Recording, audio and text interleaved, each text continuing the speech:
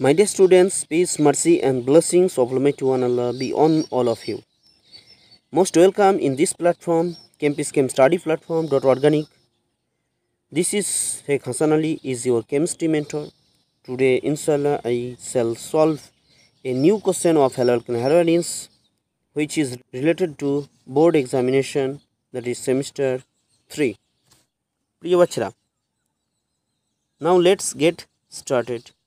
আমার প্রিয় বাচ্চারা দেখো, কোনটি প্রদত্ত অণুটির আয়ুপেশী নাম? কোনটি প্রদত্ত অণুটির আয়ুপেশী নাম? এই যে প্রদত্ত অণু দেওয়া আছে তার আয়ুপেশী নাম। এই আয়ুপেশী নাম যে নিচে যে অপশানগুলো আছে এইটা সলভ করার জন্য দুটো স্টেপ আমাদের প্রয়োজন। কী ছিল আমাদের স্টেপ ওয়ানে তুমি কি করবে? স্টেপ ওয়ানে তোমার কাজ কি? স্টেপ ওয়ানের কাজ হচ্ছে এই মলিকুলটা আরএস করার জন্য প্রায়োরিটি বার করতে হবে। দেখো প্রায়োরিটি অর্ডার কি? সব থেকে প্রায়োরকে দেখো, এইটা হচ্ছে সেন্ট্রাল অ্যাটম। তো এই সেন্ট্রাল অ্যাটমটার দেখো চারটে যে হাত আছে সেই হাতগুলো পূর্ণ হয়েছে ডিফারেন্ট গ্রুপ দ্বারা, ভিন্ন গ্রুপ দ্বারা। সেই জন্য এটা কাইরাল, সেই জন্য এর আরএস করা সম্ভব হচ্ছে। দেখো কাইরাল সেন্টার আরএস।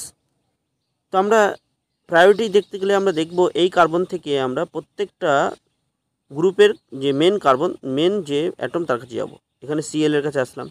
সিএল এর পারমাণবিক ক্রমাঙ্ক অনেক বেশি, 17। আচ্ছা, সেখানে কার্বনের হচ্ছে 6, এই কার্বনটারও 6, হাইড্রোজেনের হচ্ছে 1। তাহলে যার পারমাণবিক ক্রমাঙ্ক যত বেশি তার প্রায়োরিটি সব থেকে বেশি। তাহলে প্রায়োরিটি অর্ডার কার? প্রায়োরিটি অর্ডার হচ্ছে সিএল সব থেকে আগে প্রায়োর হবে।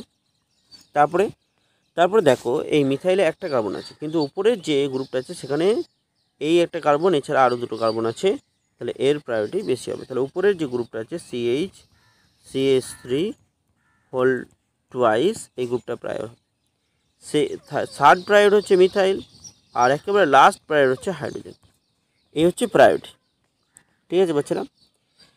এবার তোমার কি মনে রাখতে হবে তোমাকে, যে এই যে লো প্রায়োর গ্রুপটা বিলো দ্য প্লেন বন্ডে কে আছে? লো প্রায়োরিটি গ্রুপ আছে, 4 নম্বর গ্রুপটা আছে। 4 নম্বর গ্রুপ থাকলে আমরা জানি 4B ক্লাসে শিখেছো তোমরা, শিখিয়েছি আমি 4B+ rule. B for below, আর 4 মানে 4 নম্বর গ্রুপটা বিলোতে আছে, তাহলে 4B+ রুল হয়। প্লাস মানে কি? ক্লোকওয়াইজ যদি ঘোরো তাহলে আর হবে, অ্যান্টি ক্লোকওয়াইজ যদি ঘোরা হয় তাহলে এস। কার ঘুরতে হবে? 1 থেকে 2 to 3 যেতে হবে। অর্থাৎ যে এই হাইড্রোজেনটাকে বাদ দিয়ে রিমেনিং যে গ্রুপগুলো আছে তাদের প্রায়োরিটি রেসপেক্টে তোমাকে ঘুরতে হবে। চলো দেখে আসি।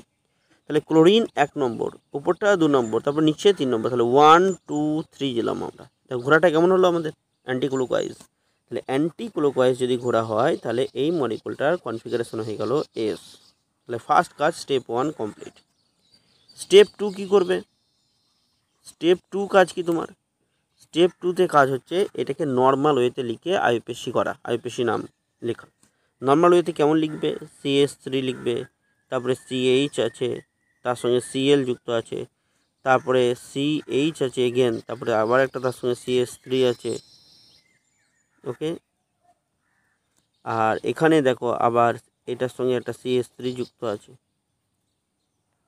এবার তোমার দেখো নাম্বারিং করে নামকরণ। নাম্বারিং কোন থেকে করবে? CL দেখো, ক্লোরো অ্যালফাবেটিক্যালি C আগে, আর এখানে মিথাইল, তাহলে মিথাইল পরে। তাহলে এখানে ক্লোরিনকে আগে পেতে গেলে আমাকে এদিক থেকে নাম্বারিং হতো 1, এটা 2, এটা 3, এটা 4।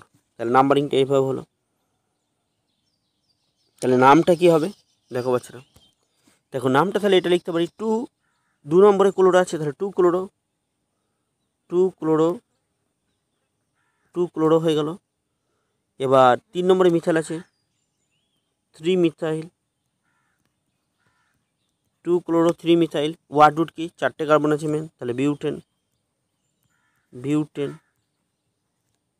হয়ে গেল। এইটা নাম লেখা হলো। এবার যেহেতু কনফিগারেশন আগে এস করেছো, এসটা সামনে লিখে দাও। তাহলে S2 ক্লোরো 3 মিথাইল বিউটেন কোথায় আছে? দেখো S2 ক্লোরো 3 মিথাইল বিউটেন আমি দেখতে পাচ্ছি অপশান 2তে আছে, তাহলে অপশান 2